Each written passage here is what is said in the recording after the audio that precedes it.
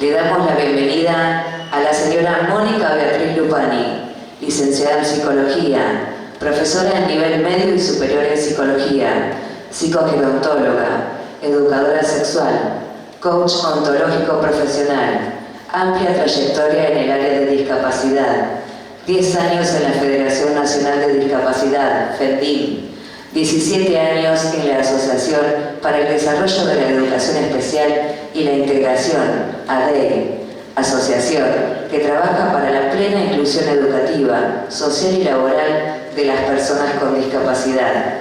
Docencia en el Centro Cultural Rojas, dependiente de la UBA.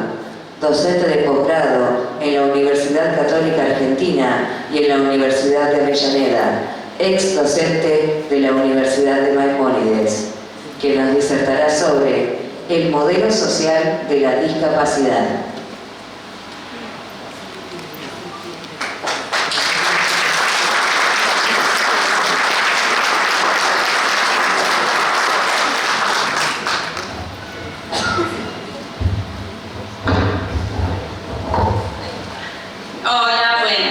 Buenos días a todos, bienvenidas a todos y todos. Es un honor para mí estar nuevamente acá en Coronel Dorrego para poder charlar, veo muchas caras conocidas, para poder contarles acerca de este tema, que la idea es hoy poder compartir y poder visibilizar esta temática que muchas veces está invisibilizada en la sociedad y en todos nosotros. Y entender y comprender que la sociedad somos cada uno de nosotros, de quienes estamos acá, y en general nosotros pensamos, y la idea es hoy poder transmitir todos estos modelos. ¿Así me escuchan? Me cuesta poder estar acá con él. Poder transmitir los diferentes modelos y paradigmas y teorías acerca de la discapacidad que están hoy, que conviven, que están entre nosotros, y cómo empezar a pensar en un modelo social de la discapacidad. Y la idea es que yo les vaya contando, y cuando tengan una duda, cuando tengan una pregunta, que la podamos charlar y podamos responder. También les quería contar que en 1997 llega Andrea a Buenos Aires, mi hermana Andrea Lupani, y empieza a trabajar en un hogar y centro de día de personas con discapacidad intelectual y psicosocial, y también comienza a trabajar en el PAMI. Así que estos caminos que las dos hemos tomado de trabajar con dos poblaciones en discapacidad y con personas adultas mayores vienen desde allá y de hace tiempo. Y hoy nuevamente me convoca para poder charlar y que yo les pueda contar acerca de mi experiencia hoy en el ámbito de la discapacidad. Y como comienzo a trabajar en la orientación a familias de personas con discapacidad. En la Argentina hay una institución que se está diluyendo, que es la Federación Nacional de Discapacidad, donde las familias venían a buscar una respuesta, venían a buscar algún tratamiento, venían a buscar cómo la federación les podía ayudar. Y a mí lo que más me llama la atención de la federación, que nace por la asociatividad de los padres. Los padres que tenían sus hijos, y estoy hablando de 1960 y pico, no había ni espacios, ni lugares, ni actividades, y las personas estaban dentro de sus casas. Y estos padres empiezan a asociarse, a reunirse, ¿para qué? Para que sus hijos estuvieran incluidos, tuvieran un espacio, tuvieran un lugar donde poder estar y poder hacer cosas. Así nacen las asociaciones que al día de hoy existen en la Ciudad Autónoma de Buenos Aires y en Provincia de Buenos Aires, que son hogares con centro de día. Porque ¿saben qué decían los médicos en ese momento? La mirada médica. No, esto no es una crítica, es un paradigma de un momento. Que las personas con discapacidad tenían que estar en una institución, encerrados, aislados de la sociedad. Ahí tenían que vivir. Fíjense cuánta agua ha pasado por el puente, porque empiezan a surgir las leyes que van a empezar a proteger los derechos de las personas con discapacidad. Y hay una ley, que es la 24901, que la vamos a ver, que justamente solamente habla de los servicios, de las prestaciones, ¿sí?, básicas que deben recibir las personas. Hay un antes y un después. Hoy está tambaleando, pero hay una ley, digamos, que dice cuáles son esas prestaciones en rehabilitación y habilitación para la persona. Entonces estuve en ese momento donde había que acercar, fotocopiábamos la ley para que sean llevadas a las obras sociales, a las prepagas, para que accedan las personas a lo que era un derecho. Entonces hoy se sigue bregando y trabajando y tenemos una convención. Y recuerdo una mamá que decía, Hedy Marmoré, que ya no está: familias informadas ejercen sus derechos. Entonces la idea es que uno pueda estar informado, que pueda saber para después poder acceder a los derechos que le corresponden. Y no solo a las familias, sino a las personas con discapacidad, para su plena inclusión. Un derecho como derecho de cualquier ciudadano y de cualquier persona. Así que ahora sí, voy a empezar a comentar y pido que para cualquier cosa me levanten la mano y lo respondemos.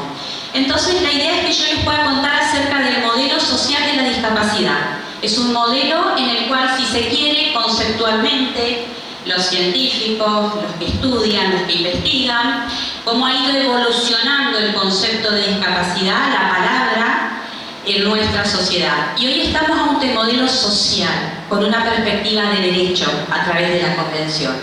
Pero antes de este modelo estaba el primer modelo, ¿sí?, que era el modelo tradicional o de prescindencia. Es decir, se prescindía, no se necesitaba de las personas con discapacidad. La persona se consideraba que no contribuía de ninguna manera en la sociedad. Eran objetos de caridad, de la dádiva, de la beneficencia y de la lástima. Había que darle. Había una situación de poder. Yo tengo y le doy. Por eso, pensemos el origen de todas las instituciones de beneficencia. Era un dar a alguien que lo necesitaba. Era dar algo que a mí me sobraba o que yo lo reunía para dárselo para que pudiera estar mejor. No estaba en igualdad de derecho.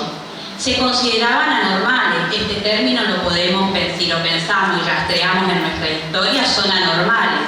Empecemos a pensar cuáles son las palabras que circulan cuando aparece la palabra discapacidad. Si nosotros en nuestra historia buscamos, vamos a encontrar para poder pensar este modelo. No son sujetos de acción, son sujetos pasivos, por eso tienen que estar en una institución, y por eso las políticas de protección, y como yo decía, esta mirada de que asilar, de que tenían que estar en una institución, tenían que estar, fíjense, estaban excluidos. Si ustedes miran esa imagen donde está la sociedad y por fuera están las personas que tienen una discapacidad, estaban totalmente incluidas de la participación, ni hablar en la sociedad, de las cuestiones comunes en cualquier situación, ni laboral ni social, hacia lo que uno va a atender. Por eso las prácticas eran de marginación, de exclusión y de discriminación por tener una discapacidad. Y aparece después de la Primera Guerra Mundial otro modelo, el modelo médico, el modelo biologicista, el modelo rehabilitador. Ustedes piensen que en esa época venían las personas de la guerra, muchas veces se les denominaba lisiado, sin una pierna, sin un brazo, venían con muchos trastornos mentales después de haber pasado por una guerra. ¿Qué se hacía con todas esas personas que volvían de la guerra? Entonces empieza a ponerse la mirada en la persona. ¿Quién era el problema? La persona tenía un problema, ¿sí? Se empieza a pensar en ese sujeto, ¿sí?, que es un objeto de atención médica, de rehabilitación. Es un sujeto de la asistencia, es un sujeto del cuidado, al que hay que cuidar, al que hay que compensar, al que está en desventaja y hay que tratar, esto me encanta, de tratar de normalizarlo, de compensarlo para poder que pueda estar en la sociedad. Los servicios eran predominantemente médicos y el énfasis estaba que a través de la se le iba a dar un proceso de rehabilitación. ¿Qué significa rehabilitar? Es volver a poner en funcionalidad eso que a la persona le sucedía, tratar de volver, porque lo tenía, pero lo perdió. Pero en función de esto se pensaban en todas las discapacidades. Yo estoy hablando de la palabra discapacidad en general, porque después a lo largo del día vamos a ver los distintos tipos de discapacidad y qué pasa con cada una de ellas. Acá se hablaba del déficit, de la desventaja, y obviamente que esto era un obstáculo para su inclusión. Y ahí entonces empiezan a armarse centros de rehabilitación, y donde ustedes van a ver en la imagen, donde siguen segregados, siguen excluidos, siguen segregados, ¿sí? Como otra comunidad, como otra sociedad distinta, donde lo que se marca es una diferencia. Ellos no son iguales a nosotros. ¿A quiénes? Sería la pregunta. Seguimos con la próxima.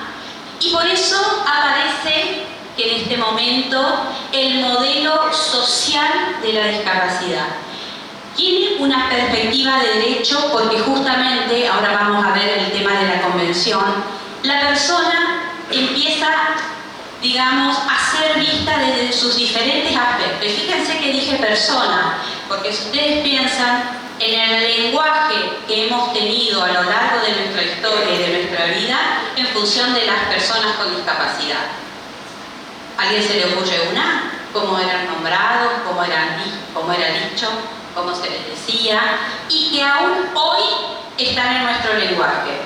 El tarado, el loco, el mongi, el estúpido, el rengo, el tuerto, ¿no? Y eso nos reímos todos. Y estamos hablando de discriminar al otro con estas palabras. Podemos hacer una lista infinita. Por eso en la convención nos viene a decir que primero hablamos de persona con. Hay una persona que tiene que tener una mirada integral y holística en función a sus necesidades.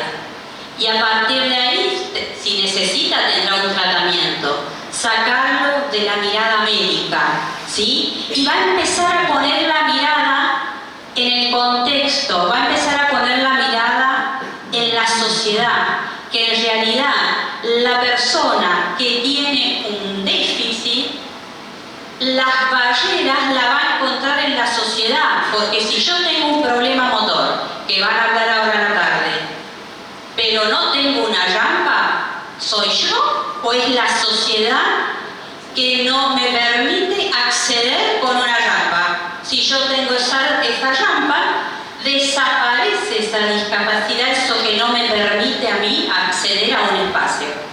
Por eso es que las personas siguen estando muchas en su casa, la calle, la vereda, etcétera, que ahora quiero meterme en un tema de la compañera.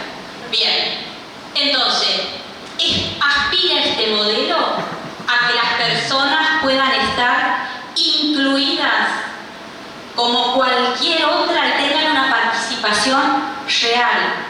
Cuando digo real, es que participen, no hacer como que participan. Entonces los dejamos acá, no sé cómo es este espacio, que vayan al fondo, que vayan al costado, tomando estas cuestiones de segregación y de exclusión.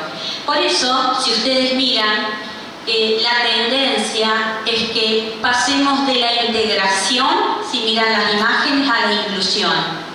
Porque las personas pueden estar integradas, en ese espacio están las personas, y acá estamos nosotros. La idea es que las personas puedan estar incluidas socialmente, laboralmente en nuestra comunidad. Pero ese entorno del cual estamos hablando y del cual habla el modelo social no está preparado. Entonces esto es empezar a hablar de cómo cada uno de nosotros va a hacer que ese entorno sea accesible. ¿Cómo va a ser con estas barreras? Porque lo más importante, hoy estamos en un tema complejo en relación a las leyes, al tema económico, etc. Pero hay algo que podemos cambiar, es nuestra mentalidad.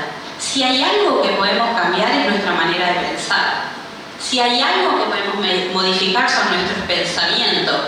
Es ¿puede o no puede? Así de sencillo, ¿puede o no puede? ¿Tiene o no tiene posibilidad? Entonces me parece que nosotros tenemos que cambiar esa mirada de ser una mirada capacitante, darle la capacidad a la persona y no quedarnos en el déficit, no quedar en lo que le pasa. Las palabras que recién, aunque ustedes no crean, no me salían, eran minusválido, lisiado, estas palabras ya han perimido. El minus, el menos, minus viene de menos, que tiene menos validez que cualquier otro. Ahí están los minusválidos, ahí vienen los lisiados, ¿sí? Ahí está una persona, digamos, ¿sí? Nos acompaña, está con nosotros.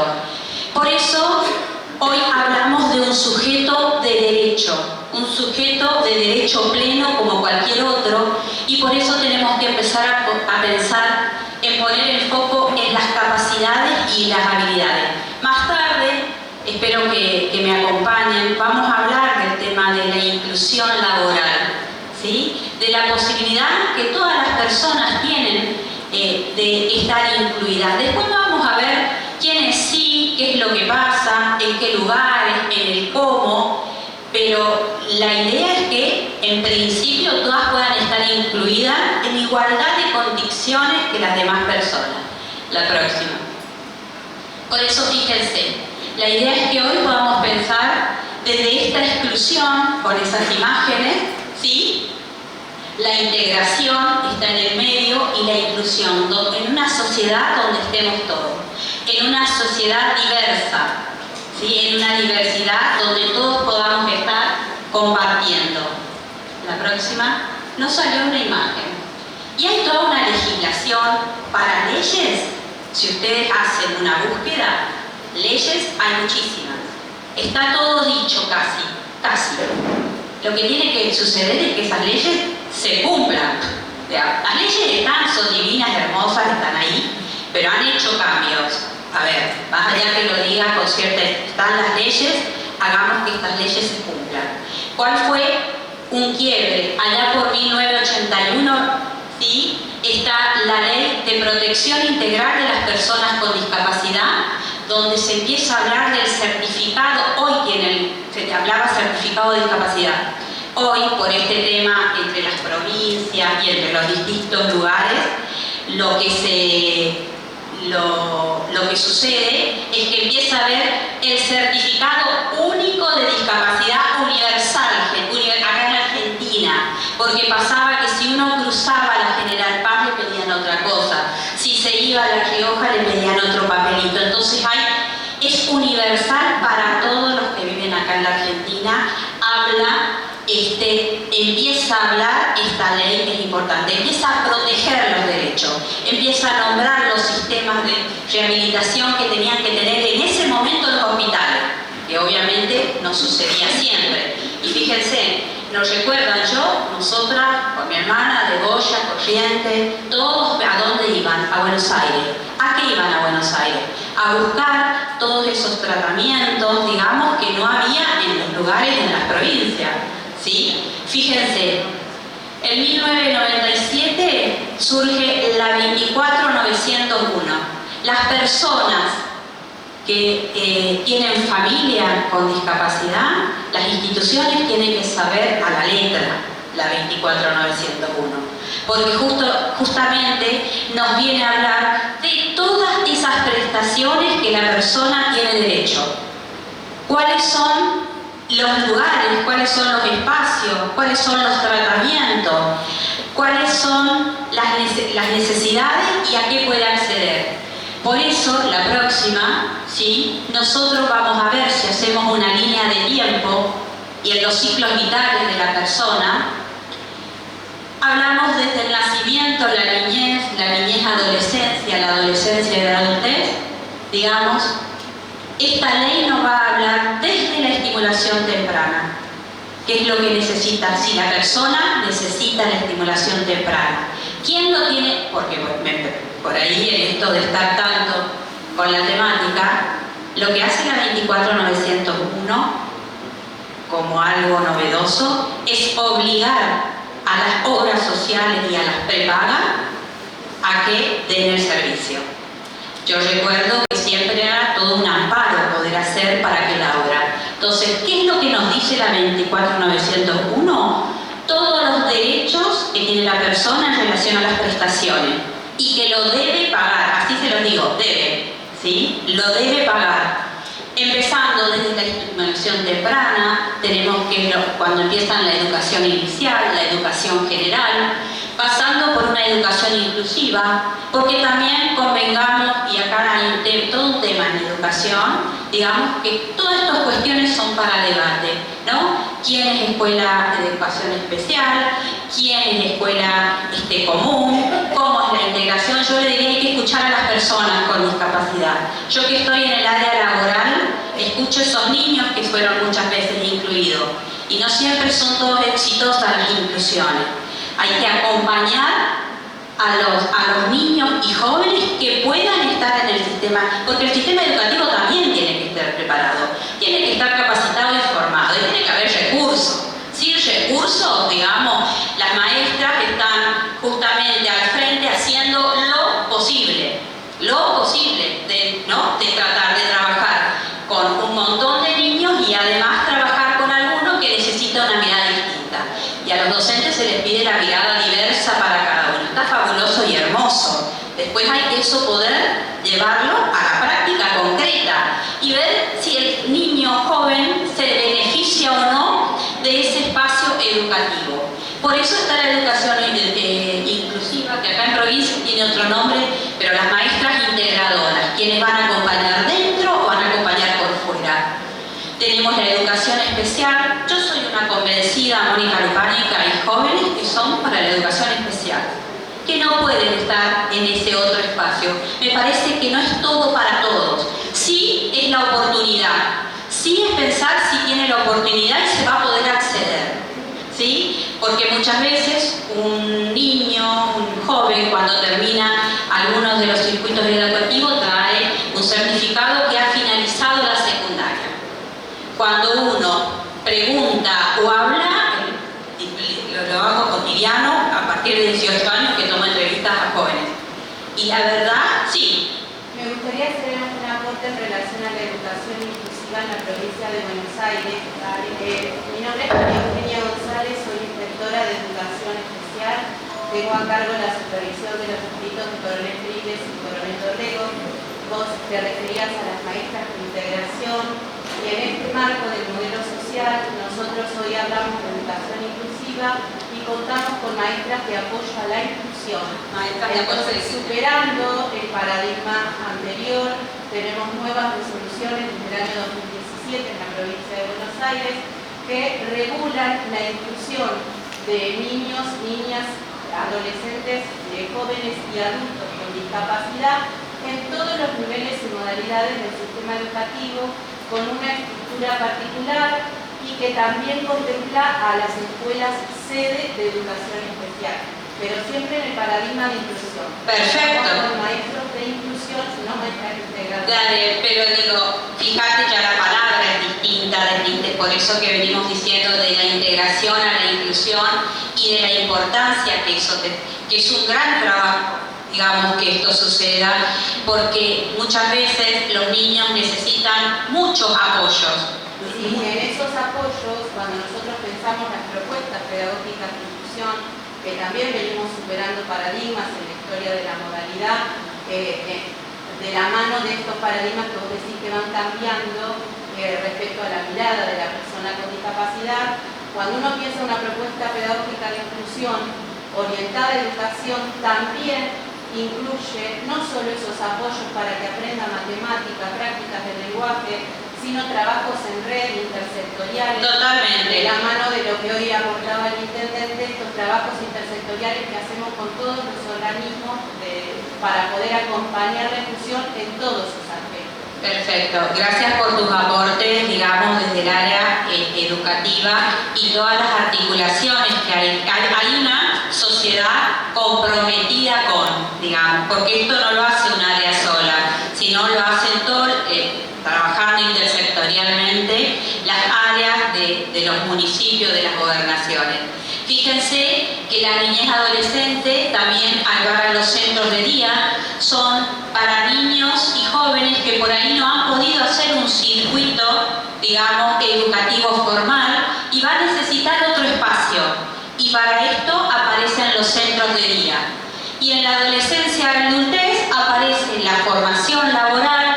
Dentro de la formación laboral tenemos el aprestamiento laboral, los talleres protegidos, que sé que acá hay un taller protegido, que esto también fue allá y hace mucho armado por comisiones de padres. Hay una ley de talleres protegidos que al día de hoy, si bien ha sido sancionada, no se aplica, pero es una ley para que las personas con discapacidad que estén en el taller protegido puedan cobrar una remuneración, tener una jubilación, etc. Y el trabajo más importante, que es trabajar para la vida independiente, para que la persona con discapacidad, y más la persona con discapacidad intelectual, psicosocial, pueda ser independiente, pueda dejar de depender muchas veces de su familia y ser lo más independiente posible, pueda vivir solo. Porque hoy vamos a hablar en relación a estas barreras del entorno y del contexto que no solo tienen que ver con la comunidad, sino también tienen que ver con lo familiar. Por eso vamos a promover la autonomía, la toma de decisiones, que las personas con discapacidad puedan tomar sus decisiones, armar su proyecto vital y su futuro, que según para quienes, sí, será un desafío también para las familias, la próxima. Por eso, cuando hablamos de la Convención, sí, de los derechos de las personas con discapacidad, que es la ley 26378, y que estaría buenísimo que la puedan leer también, incluye, dice, a aquellas personas que tengan deficiencias físicas, mentales, intelectuales o sensoriales a largo plazo, que al interactuar con las barreras puedan impedir su participación plena. Es decir, esas barreras con las que se encuentran las personas impiden la plena participación y efectiva en la sociedad en igual condición que las demás.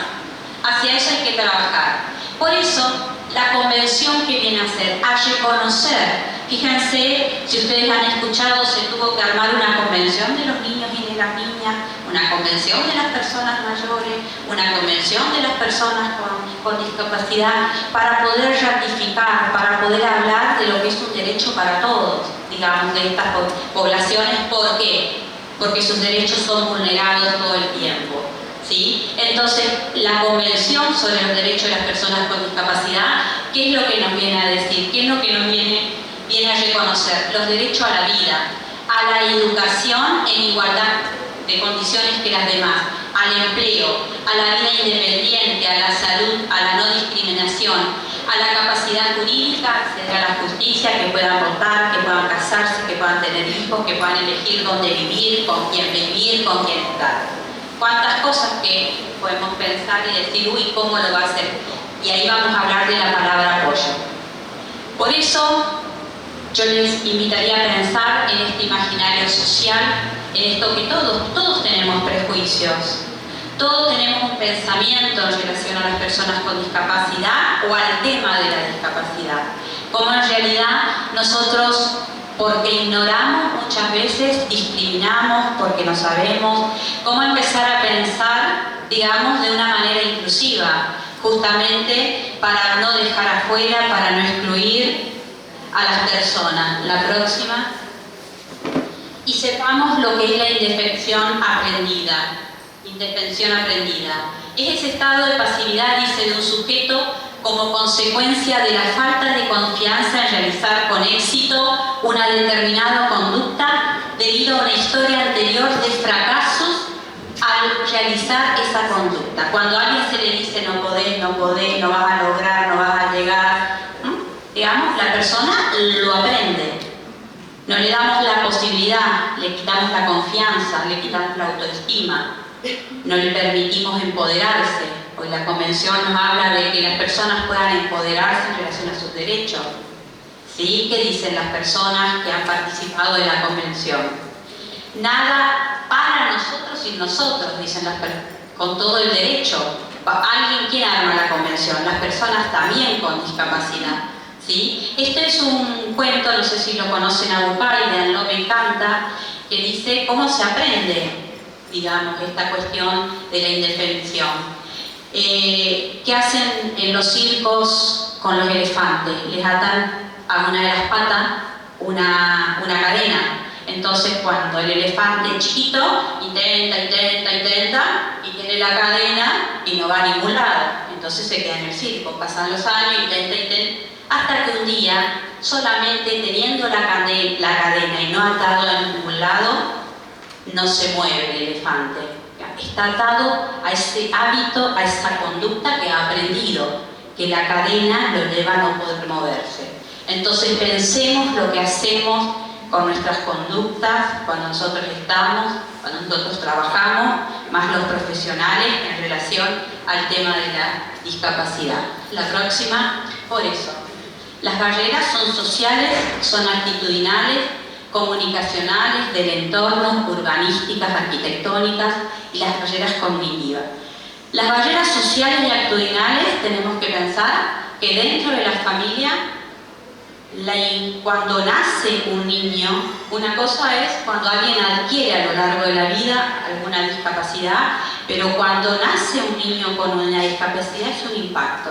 Hay un impacto grande que moviliza a una familia que pasa por diferentes etapas para poder entender y comprender qué es lo que le sucede. Muchas veces hay una negación frente a esta situación y que la persona que nace con una discapacidad no lo quisiera que no le hubiera sucedido. ¿Cómo uno acompaña este pensamiento? Porque eso también va a llevar a otra cuestión que es la sobreprotección. ¿Sí? Poder darle todo, hacer todo por el otro y no permitirle a la persona justamente poder desarrollarse. Todo lo que tenga que ver con lo actitudinal que uno pueda tener, con lo comunicacional, acá tenemos la lengua de señas que más tarde van a hablar, digamos, eso que constituye una barrera que no le permite al otro estar incluido. Todo lo que tenga que ver con lo urbanístico tiene que ver con el afuera, con el espacio público, con las calles, con las veredas, con las plazas, etcétera, lo arquitectónico, las barreras que están adentro del lugar. Yo puedo llegar hasta la puerta muy bien, pero si no tengo la accesibilidad, ya sea rampa, ya sea señalización, etcétera, no voy a poder ingresar. Hoy se habla de las barreras cognitivas, de la letra chica, grande, la señalética, la señalización, para que la persona que tenga una discapacidad cognitiva, intelectual, pueda acceder a los diferentes espacios. No sé cómo están. Mi hermana me hace así, no sé si trabaja bien en la lengua de señas. A ver, ¿no? Bien. Bien. Una cosita, para poder pensar en las personas con discapacidad, necesitamos que cada uno preste la ayuda directa cuando sea necesario, hablar con la persona. ¿No les pasa que cuando, con las mayores ni les digo, va acompañado a los hijos y hablan los hijos, le preguntan al hijo y no le preguntan a la persona? ¿Y usted tomó la medicación y la persona decide? No le preguntamos a la persona, no le hablamos a la persona. Y a veces si piensan, se ha enseñado no le hables, no le miren. ¿Saben lo que me dicen los pibes? ¿Saben lo que me dicen los pibes que cuando llegan con 18 años? Dicen, yo prefiero que me hagan bullying, pero que me miren, que me reconozcan y que digan mi nombre, a ser invisibilizado, como si no existiera. Fíjense la sensación de que el otro no me reconoce ni mi voz y no existo. Le habla a la mamá, le habla al papá y no dejo que la persona pueda hablar, decir, qué interesante y qué fuerte, preguntarle al otro, escucharlo con atención, pedirle qué opina. ¿Vieron cuando a veces la mamá, no, él va a venir acá porque le gusta, él quiere trabajar? ¿Vos querés? No quiere trabajar. Entonces no, pero entonces acá, bueno, podemos trabajar, podemos pensar, podemos ver qué vamos a hacer, respetar las propias decisiones, actuar con naturalidad. ¿Vieron cuando uno empieza, hola, ¿cómo estás? Para tratar, ¿qué tiene? Si tiene un problema auditivo o algo, digamos, pero no empezar a modular distinto. ¿Por qué? Digamos, que el otro no dé las pautas, hacerlo partícipe, utilizar los términos correctos, las palabras importan e impactan en cualquiera de nosotros, ¿sí? Centrarse en la persona, ver primero a la persona por quienes son, por sus dones, por sus deseos, por sus logros, conectarse, expander, que uno pueda expander las relaciones, desafiar estereotipos y disfrutar de la compañía a la próxima, porque controlar la calidad de la información que le digo, cuando digo controlar es empezar a pedirle un feedback. Si me expliqué yo, me podés decir qué es lo que tenés que hacer, qué es lo que dije, entonces a ver si la persona me responde y se comprendió lo que yo le quise decir. Por eso utilizar la retroalimentación, el feedback, desarrollar la empatía y ponerme en el lugar y en el zapato de otro, ¿sí? Simplificar y adaptarnos, interactuar, lo dijimos, con la persona, solo de considerarlo necesario hablar con quien lo acompaña. Si uno está en un hospital, bueno, pero digo, una cosa es cuando nos encontremos en la calle, no tratarlo de manera condescendiente y evitar tratarlo de manera infantil. Cuando digo de manera infantil, que papito, niñito, chiquitito, sacarnos, también con las personas mayores, que a veces el abuelito no son, las personas mayores son abuelos, entonces tiene un nombre. ¿Por qué cambiar el nombre? ¿Sí? Por otra manera de nombrarlo. Digamos, tenemos que cambiar nuestro lenguaje, la próxima, por eso la Convención nos habla de la diversidad, somos todos diversos, cómo convivir todos con nuestras necesidades. La exclusión, digamos, lo que nosotros pensamos y los prejuicios y estereotipos va a traer la discriminación y eso va a vulnerar por sobre todas las cosas la dignidad de la persona. Trabajemos por la autonomía, por la toma de decisiones, por la vida independiente. Les voy a contar más tarde en la institución, si se meten en las siglas van a ver cómo los jóvenes hacen sus primeros campamentos, sus primeras salidas solos, ¿sí? Y poder darle y proveerle de un sistema de apoyo personalizado. ¿Cuáles son esos apoyos que cada una de las personas necesita? Que no son todos iguales, que son todos distintos, por eso también hablamos de equidad y de autodeterminación. La próxima. Y lo más importante, la primera, es la inclusión familiar. Incluir y dejar que la persona participe. Esto que dije para toda la sociedad, para la familia, que participe, que pueda decirnos lo que piensa, que pueda opinar, como cualquier otro, y trabajamos para que tengan la inclusión educativa de que habló la colega, la social y la laboral. Digamos, esta inclusión, esta participación plena, es lo que uno tiene que trabajar a través de diferentes programas y servicios que uno puede ofrecer. La próxima. Por eso, esto sí me parece importante, de la sobreprotección a la autonomía y la autodeterminación. ¿Qué es la autodeterminación? Es la capacidad para tomar las decisiones de cualquiera de nosotros, de los asuntos, decisiones del futuro, poder definir por sí mismo, dejándolos ser quienes son y quienes desean ser. Las actitudes sobreprotectoras discapacitan y no permiten el desarrollo de la persona. Lo que yo veo en mi trabajo particular es, por ejemplo, no dejarlos viajar solos, cuando la persona no tiene ningún problema, se orienta, puede viajar, no les permiten viajar solo por los temores. La sobreprotección excluye de la sociedad y de la participación plena. Trabajar, no es necesario porque en mi casa tenemos dinero y no le va a hacer falta nada, porque sabemos además que después las personas con discapacidad tienen algo que es la pensión derivada, que pueden derivar la jubilación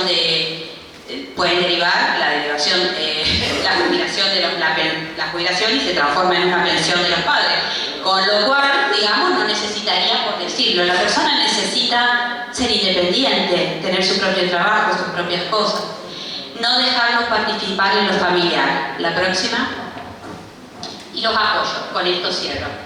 Los apoyos son esos recursos y estrategias para promover el desarrollo, la educación, los intereses y el bienestar de una persona y mejorar su funcionamiento individual. Los apoyos pueden variar según su duración e intensidad, y la última, nosotros vamos a ver qué son apoyos. Pueden ser personas, pueden ser ayudas técnicas.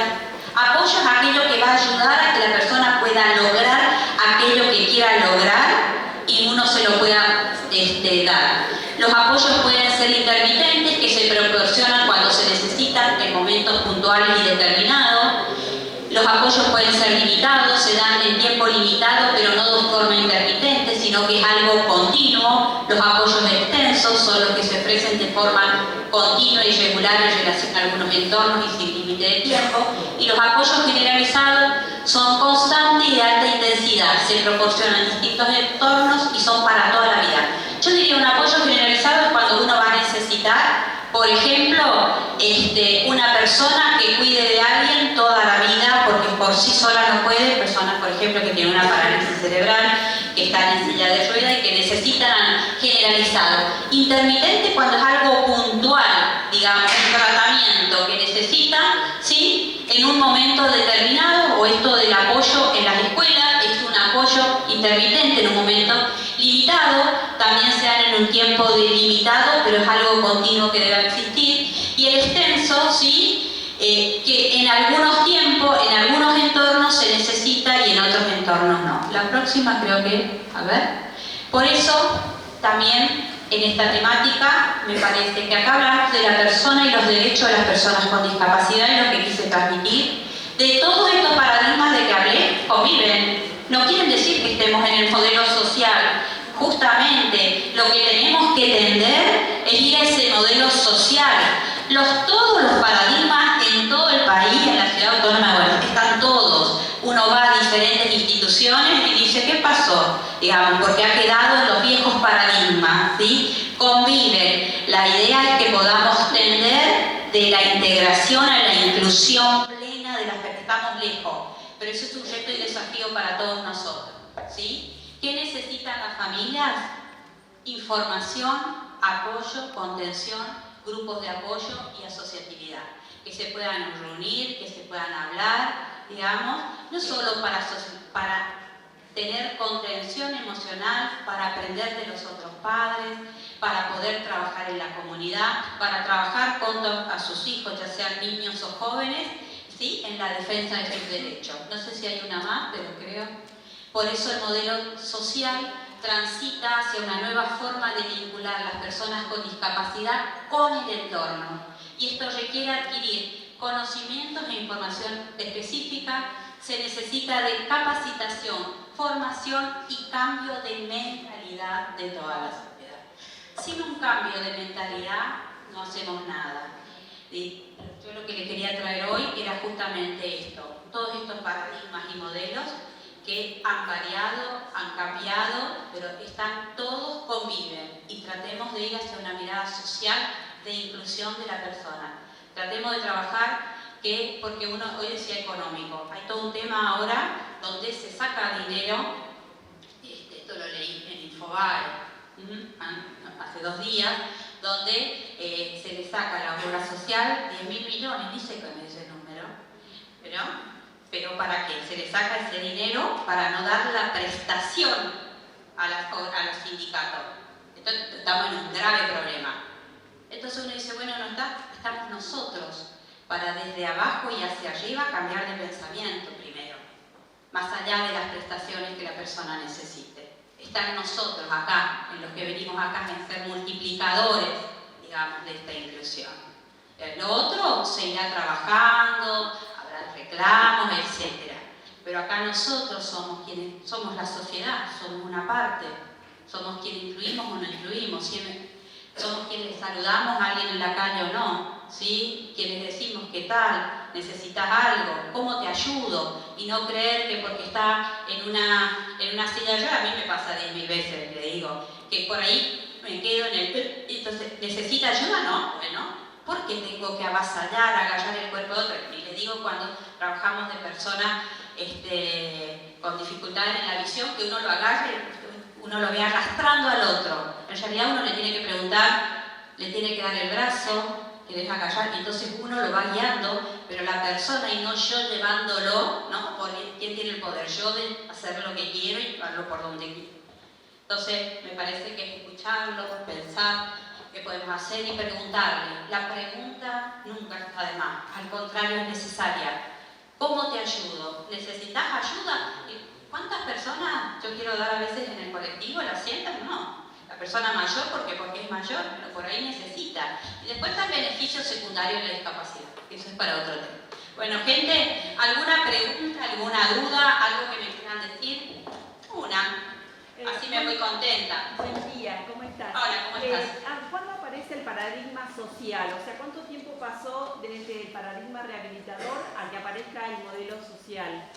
En los 80 aparece, con todo un movimiento de la vida independiente, ¿sí? Es decir, esto de empezar a pensar en que las personas vivan solos, sean independientes, y hay un movimiento de autonomía y de vida independiente que comienza en Estados Unidos, ¿sí? Y ahí entonces siempre los modelos ya alguien venía pensando, hasta que se arma el modelo y se empieza a pensar en función de los derechos de la persona, y después es internacional que empiezan todas las convenciones, porque son muchos países que adhieren a la convención. La Argentina adhiere a la convención, y lo que es importante, que es vinculante, y lo más importante es que uno puede argumentar que tiene la convención. Ni siquiera todas las leyes, las otras que hay, uno dice la convención, se lo lee en el artículo tal, digamos, y de esa es una manera, digamos, de tener acceso a los derechos. ¿Sí? Uno legalmente con la convención, y ya hay muchos casos de que presentan la convención y no las diferentes leyes específicas. ¿Sí? Gracias. Sí, 2006, 2008. Bien, ¿alguna más? Bueno, gente, muchísimas gracias. Muchas gracias por estar ahí.